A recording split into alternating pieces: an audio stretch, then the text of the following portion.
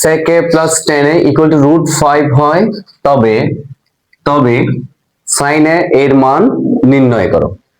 তাহলে এক্ষেত্রে আমরা কি করব, প্রথমে যথারীতি দেওয়া আছে দিয়ে করব।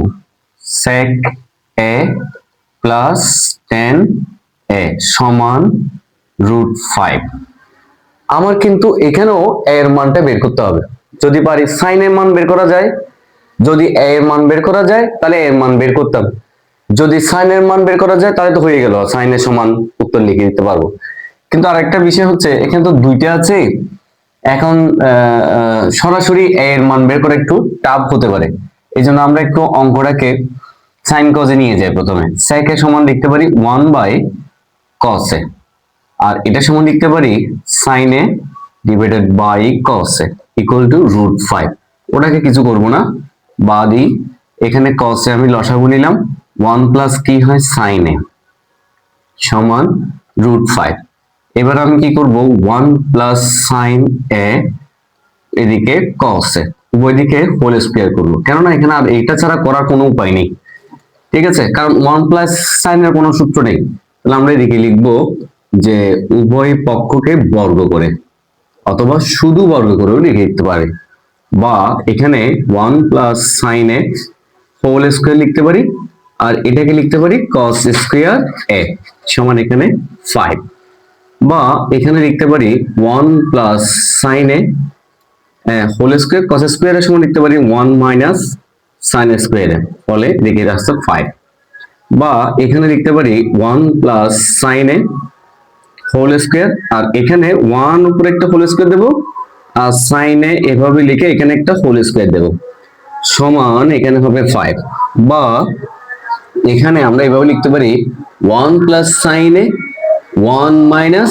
1 প্লাস sin a, আমরা এই 1 প্লাস sin স্কয়ার কে দুইটা করে লিখতে পারি, আর এখানে 1 প্লাস sin a লিখতে পারি, আর এখানে 1 মাইনাস sin a লিখতে পারি, ইকুয়াল টু এখানে কি লিখতে পারি 5, ফলে এটা কাটা গেল, আর থাকে এখানে 1 plus sin a 1 minus sin a equal to 5, 1 minus sin a 1 plus sin a equal to 5, plus sin a যোজন বিয়োজন করব, তাহলে এখানে হবে প্লাস 1 মাইনাস sin a, এটা হলো প্লাস দেওয়াটা হচ্ছে যোজন। এরপর 1 প্লাস sin a, এবার বিয়োজন হলে মাইনাস দেব, দিয়ে এটা লিখবো 1 মাইনাস মাইনাস এটা প্লাস হয়ে এটা হবে sin a, তাহলে এখানে হবে 5, সরি এখানেও লিখতে হবে 5 প্লাস 1 5 মাইনাস 1, তাহলে বিষয়টা কি দাঁড়ালো, যোজন বিয়োজন করে।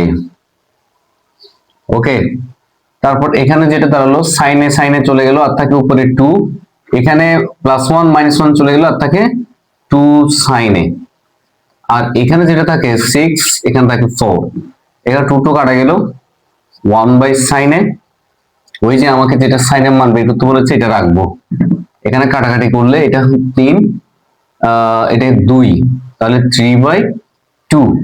তাহলে আমি যদি এবার এটাকে এভাবে করি, 3 ইনটু কি বলেন sin a, এখানে 2, আর এখানে আমি যদি sin এটা রাখি সমান, আমি যদি sin এটাকে রাখি 3টাও দিকে নিয়ে যাই, তাহলে 2 বাই কি হবে 3, এটা হলো sin এর মান। ঠিক আছে।